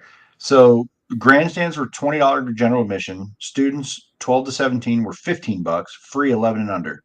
That's grandstands. The pits 13 and up was $30. Ages 6 to 12 was $10, and it was $5 for 5 and under for pits. Yeah. So I mean, you have these drivers have teams or whoever. I think it was Ryan that we saw. I think he brought. Did he bring his daughter? I think. You know, and that's something that he wouldn't normally be able. Like he would do, but like we talked about it, right? It's 100. She wants food. It's the fuel. It's you look at the overall cost to get it on a normal night. He's going to buy a pit pass. If you're a parent and you've been to the races and you've gone into pits, generally speaking, you understand the risks involved and you know how to work your way around a pit area. Okay. There aren't seats that are in the middle of where the cars move. So when you get if now you would go in the pit yourself, okay, you don't get yourself killed because you're an idiot. You're going to go find a grandstand and watch the race. Mm-hmm. But before and after, you're in the pits, after you're in the pits, right? Luke, exactly, 100%. Normally, it would be $30 for the pits for every human that gets a pit pass. You bring in a 2-year-old kid, you're paying a $35 pit pass for them. If you're a team, if you're a driver and you're bringing your kids along, you got to pay pit passes for every one of them. $3 per kid, unless you hide them in the trunk and they don't, probably what they do. But this makes sense. This would, to me, versus trying to skirt the rules, it'd be I'd pay for my kid to get in now. I can support the track. So where I'm going with this was like if you brought your kid along and you have this time before the races in the pits, before the cars are moving, your kids can now get that experience to see the drivers and see the cars and do the stuff while it's daylight out before their guys are worn out and getting out of their driver suits and there's crowds around. They can wander around, get up close to the cars and the people for an affordable price, and then the rest of the night they're going to go out in the stands and sit. Yeah, whether that's the main grandstand or the pit grandstand, they're going to get concessions. They're going to go sit in the stands because the parents know they don't want their kids walking around while the cars are rolling around. There's some idiots, but generally speaking, this makes it more for the regular pit pass buyer to bring their kid along and now experience that versus trying to fight through the crowds after the pits and half the field's already gone. Yep. Right? Because if the pits are open for free after the races, and it's a Sunday night, and Everybody's the out headline of there. ran, now the modifieds ran, and the road runners ran. How many cars are left sitting around in the pits after the Nobody. racetrack? Even after the modified race on Sunday, when we walked through the pits, there's like maybe 4 or 5 cars left. Right. That was it. And Mike Walter's team actually told me today, I put that picture up, and they said the only reason they were there is because they lived 10 minutes from the racetrack. That's why they were just still sitting there screwing around. Yep. But otherwise, it was empty. So this makes all the sense in the world, and it's such a small, stupid thing that I can't believe I never even thought of or it hit me before. But I love it. So shout out to that crew for coming up with that and thinking of it. And that it's a small thing, but it could pay off big time. All those little things, like I said, all the little things that they did to that track so far this year and put on a good event. I really think they're good. Not that it was Selinsgrove was in a bad direction before with the last team, but like it just didn't feel like it had the attention it deserved. It didn't feel like it had all the hands on it all the time like it needed. And now it has that. And I'm pretty excited. I'm excited to see what happens in the future. They're making good progress on things. There's still a lot more upgrades that it could really use, but over time, I'm sure they have that in mind. And you know, great race for the first time. Even on their Speed Week shows, they had a hard time getting over 20 cars on a Speed Week show like that. Now, and they got 26 on this night. You know, that was. I mean, we saw Tim Wagam in there. I never expected to see him there. You got guys coming out. They also paid very well through the field. I mean, I know there was some pros and cons to the way the purse structure was. But, I mean, it was $750 to start, but it was also $750 to, like, 10th place. So, like, well, what's your incentive for staying out on the track? But I only saw 2 cars pull off that entire time. And they started all 26. So they still had 24 cars running on the track at the end. So for those of you that say, oh, what's your incentive for staying on the track for $750 if they finish 11th or 24th? You just saw it at Selinsgrove. They all finished the race. So I don't want to hear that bullshit anymore. Pay these teams for coming out. It speaks to how much support that they got. Like I know a lot of Danny, a lot of guys were chipping in to help get guys to the track. And Danny was going to at one point take tires for anyone that might need them. So it was just complete buy-in from the 410 group of guys, which is awesome to see. You had Brett Marks there selling his merch. He couldn't race because they're on the road to High Limit, but he still wanted to get there and support the track. Brought his merch van out, got people out to the track. You know, he could, right? Did what he could with what he had. Yep. And the High Limit is awesome, but I would have loved to seen Peck and Brent and, you know, a couple other guys that had that decision. It sucked a little bit, but there's a long season. It won't be every week that happens. You know, and I hope that support continues with the headline division on a Sunday when it should, because that's what's going to pull on a Sunday if it's 410s, and not to discredit any other class, even if we had a former NASCAR driver, so you know, in the next class, they weren't. Not everybody was there for that. Mm-hmm. And then again, not to discredit, because they, you know, they are race cars. I guess they have roll cages in them, so you know, transfender cars, I think is what they're called, right? But anyway, like. I think that, you know, just the driver supporting it and finishing that race, like you said, when they know they didn't have to, and finishing the race means a lot and goes a long way to some of their character, in my opinion. They weren't just there just for the money. They were there to help support a new venture with a new team and some fresh blood in that racetrack that deserves it, because that we're better to having Selinsgrove around than not. So yes. It's gotten the rejuvenation it needed, and I'm excited for it. They have an all-star race this year. They got their Speed Week race. They're not the closer anymore. Port Royal is, but which I think will help keep cars there as well. But they're also another Sunday. They also got their National Open, which is like 20-something to win in September. So there's definitely a lot more opportunities to go out, check it out if you can. That's another track, you know, get out and support. Let's do any way to make this whole, you know, this area thrives when there's more than just 3 tracks that, you know, bring in all the cars, you know, get them out, get them to different areas of the state. You know, that's why even something like Bloomsburg, you know, hopefully they could get 410 racing back in a couple of years or whatever, you know, because gets them to different parts of the state, maybe brings in from other states, whatever. But yeah, that's all I got to say on that. I was very amped. For me, I mean, those are 2 tracks that kind of came back that I got to this year that are really close to me within half an hour. So I'm and it was good to see them have successful opening nights. Going on next week here, I'll be at Bloomsburg on Thursday. They got another show Friday. Williamsgrove has 410s and 358s. Always a great show. So one of the best packages you could have here in PA is the two best sprint car divisions. Saturday, like I said, Port Royal has their spring thaw that they moved, the 10 grand to win. The USAC East Coast and the past 305s. Lincoln is running. Are they just running a regular 410 358 show? I believe so. So they'll have their show as well. It'll be interesting to see how that car count splits. And then Sunday's interesting because Alex pointed something out to me. Baps is running another 410 race on Sunday. Shout out Baps. I'm not sure who's running. Who's running with them? I don't know who the support is. Field crate modifieds of some sort.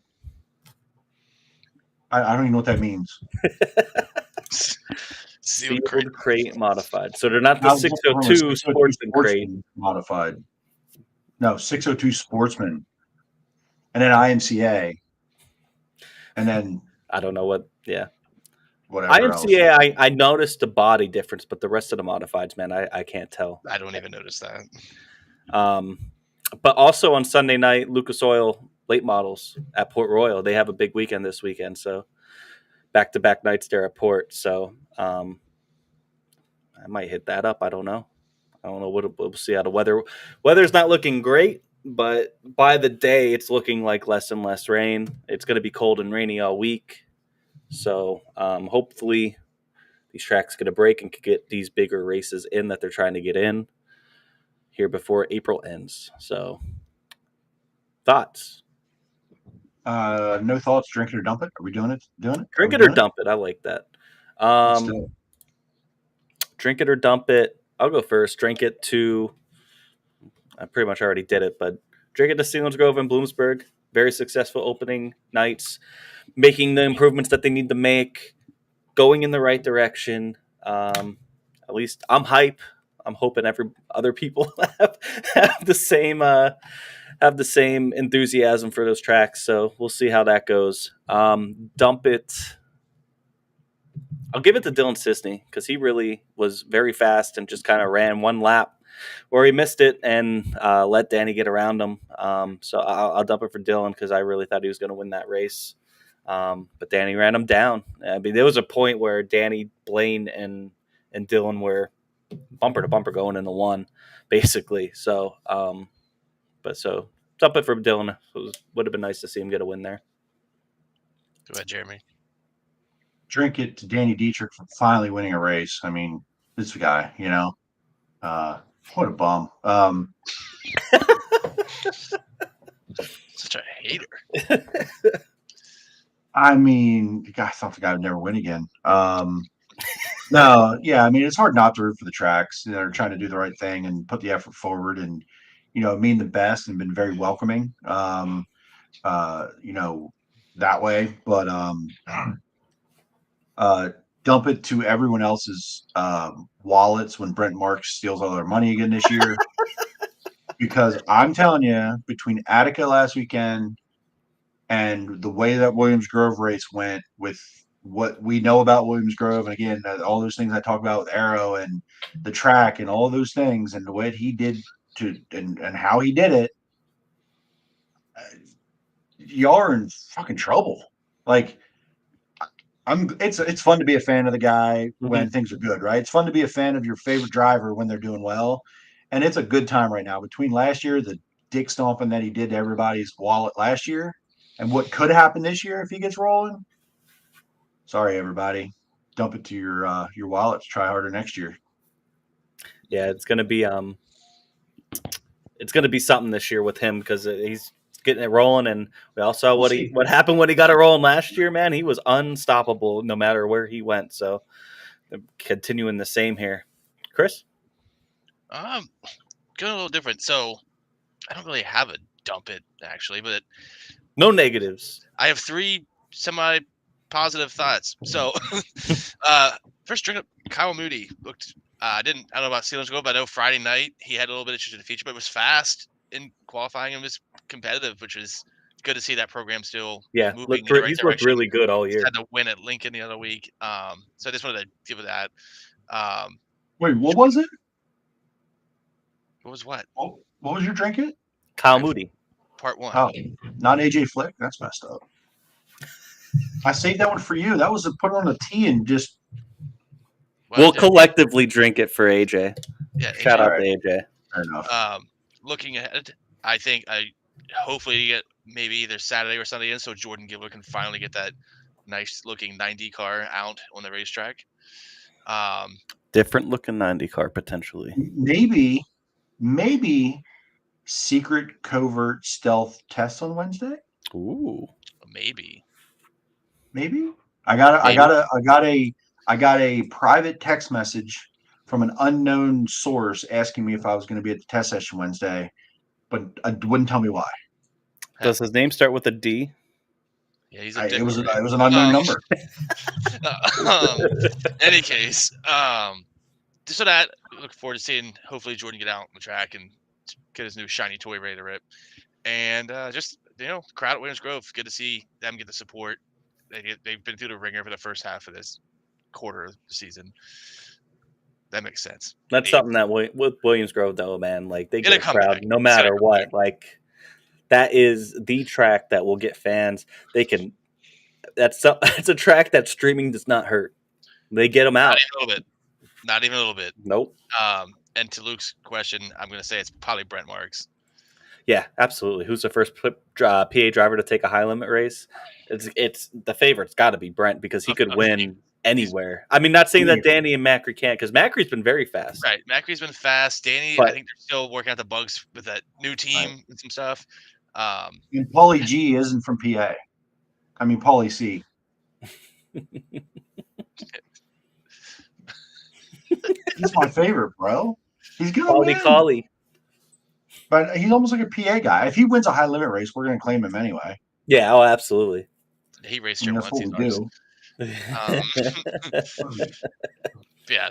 If Brian Brown wins one, because I consider him posse in the last half of the year because he runs here. Yeah, he just lives here from August on. What after Knoxville? What's this racetrack they're at here tomorrow? Like what kind of 34 track? Raceway. It's in Iowa. They said they're watching the weather. I don't know much else about it, but they do have a rain date on Wednesday just in case. Unknown private numbers nowadays. Yeah, says the guy who texted me from a random number the other week so I could send him your freaking video, Garner. Yeah, you bud. Here, text me this random digit area code I don't know. Text me here. By the way, you never did say, okay, thanks for the video, you bum. Jay-Z on fire. Trying to look it up. In other news, Lance Deweese is racing Williams Grove and Port Royal this weekend again. Shout out. Just got that email. I think I know they kind of do like a week by week schedule, but I think he's chasing these all time wins. You know what I mean? Like he's a couple away at Port, so it wouldn't surprise me if he ran almost every week at Port. Shame on my knowledge. Is it Keith Kaufman owns that? Yes. Who? Okay. Yeah. I hope I got that right. I think he's like historian. For how many wins Lance has, he's like 111 or something. He's still like 7 or 8 away from breaking the record. So do you think he can go chase the Lincoln record then after that? I don't think there's a shot in hell he gets that one. There's not. Fred Raymer has like 300 and something wins at Lincoln. I don't even know. Yeah. It's stupid. I don't know anything about this track. It looks interesting though. They got 47 cars signed up. Big track, little track, what is it? I can't. It looks. It's named for another freaking highway. That's all I know. How big is 34 Speedway? 3/8 mile. Look at that. Google tells you everything. 3/8 mile. What's in West Burlington, Iowa. Are you trying to get on to this app with your phone, or what are you doing? Me? I'm just reading their page. Apparently, a tire got stolen there last weekend. How about that? Oh, that's the plate. Wait, what was stolen? A 305 sprint car tire. Just one tire made the news. One spare tire. It made their news. They want it Call returned. Perigo. He's got tires laying around everywhere. Shout out Perigo. Yes. Damn. Wow. So West Virginia. You know what? What's with the Boss Series? Carmen Perigo take down the dub. Shout out to them. Yeah, if it didn't happen to PA, it didn't happen. That's why we forgot. So yeah, that's true. It didn't have a wing on it. And it didn't have a wing on it. Calm down. You're right though. But no, shout out to them. That's awesome for them. He let us know the next morning and sounded like, I don't know exactly the details of the race, but I just know he won. We got pictures of him in Victory Lane. Shout out. Perigos, they'll be there at Port Royal on Saturday night. As long as the weather stays nice, they'll be running USAC East Coast. So I might be. Oh, did you guys see the little Facebook video? Cody Hartlob's 410. They got it fired. Yeah. Did you see that? Yeah. Cody will be making a 410 debut at some point here in the near future. He made a debut last year, sort of, but during the Steve Smith tribute race. But again, trying to get 4 or 5 races in, and it looks like they got the motor in, got it fired. So, maybe he's testing Wednesday. So good to see some of these 358 guys jumping up to the 410s. It's just going to make deeper fields and add some additional talent, because there's a lot of talent in that 358 series. Cody being one of them, and Derek Locke as well. There's a lot. But we saw Brett Strickler made the jump. That's good talent to go from that division up to the 410s. They're not as funded maybe as some of these other teams, but if they get it figured out, they're going to be a force to be reckoned with, I think. So shout out to those. Shout out to Cody and all them. It'll be a long rainy week in Pennsylvania. So hopefully we get the high limit race in, so we see some racing in. Here. Good luck to Zach Hampton, who's our most recent guest. If you haven't watched the interview, go watch the interview. AJ Flick's our most recent guest. Before this, before AJ was Zach. Check out that interview. Zach will not. Think we'll see him on iRacing this week, because our hashtag is we like winners, and he don't win shit. So I'm gonna have to talk to him about that. P2 ain't gonna get it done, bud. Yeah, I let a bum Ryan Timms beat him. He had P2 at Jacksonville on Friday. To Ryan Timms, who was absolutely, him and Zach were definitely the class of that field that night. There's still, Joby Miller, a couple other guys there that were decent, but definitely went out and did well. Jeremy's the Twitter hater that Zach was talking about. Blocking the haters out. But yeah, something that we're thinking about doing too, let us know in the comments in the chat. One night here, thinking about doing like a Manning cast style when we're watching a race, like maybe like a high limit race, or if it's like a rain out weekend, if we got the Outlaws on somewhere, just watching us react to the race. Maybe we bring on a couple drivers that are also bored sitting around, come in, kind of give us their opinion as we're watching the race. Let us know what you would think about that, because that's something that we've been kind of kicking around, and I don't know if it would draw people, but if it would, let us know. Have a garage race car party without having the garage. I like it. Yeah, essentially. Yeah. Yeah, I dig it. It might keep me awake to watch one of these damn things. They're all in different times, and I'm falling asleep. Yeah. Keep me awake. Maybe watch it. For sure. Anyway. All right. We done? Are we out here? We are done. So if it rains all week and we don't get any racing, what the hell are we going to talk about next week? We will do because even NASCAR's in Dover. Is that even going to get in? Yeah, I don't know. That might get pushed to Monday. That's not looking too great. Sunday's not looking too bad. We're racing somewhere this weekend. Friday and Saturday, it's going to be cold and damp, but not washout rain. All right. So, and Thursday's actually looking good. Wednesday and Thursday are actually looking pretty good. You think we're talking? How are we doing Wednesday and Thursday? We're gonna talk about nothing but Bloomsburg, baby. I'm not doing that again, by the way. Yeah, you might live 10 minutes from the fucking place, but I have 2 hours to watch 15 speedsters. Hey, I don't blame you. And 2 slingshots. No, 3. Sorry, 1 finish. If we sit here for an hour talking about speedsters and modifieds, I swear. Sounds cool to do the Manning casting. Has to be beers involved. That's not even a question. There's always going to be beers involved. We Thanks, could create a drinking contest if it's an outlaw show. Like you've seen the bingo like cards. a drinking game. Yeah, quick drink. Hell yeah! See, the ideas are rolling. That's Johnny Gibson makes up a pass without it being a pass. You have to drink. Like Johnny Gibson raises his voice above 15 decibels. You need the drink. Yeah. You're on the floor by the end of Hot Laps. Yeah. if he makes up someone going to the bottom is trying to pass the car in front of him from 14 car lengths back, we drink. They're not going to pass him. Macedo goes low in 3 and 4, and he's still half a track behind. Yeah. Okay, yeah, and the leader's entering 1 and 2. All right, that's all we got. Thanks, guys, for tuning in. Thank you, AJ Flick. Keep an eye out on the socials. We'll have some more content throughout the week. I'll try to get some more clips up. We had a lot of good content from the track, and so we'll see you next week. Thanks, everybody. Have a good night. Thanks.